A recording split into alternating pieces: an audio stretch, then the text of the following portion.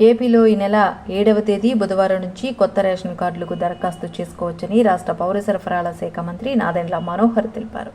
ఏపీలో కొత్త రేషన్ కార్డులు, కుటుంబ సభ్యుల చేరిక, తీసివేత, చిరునామా మార్పులు వంటివి చేసుకునేందుకు అవకాశం కల్పించామని అన్నారు.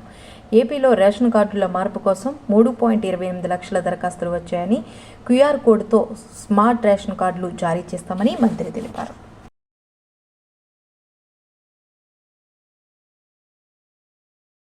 సో రేపటి నుంచి రాష్ట్ర వ్యాప్తంగా రైస్ కార్డ్ సర్వీసెస్ ఎనేబుల్ చేస్తున్నాం.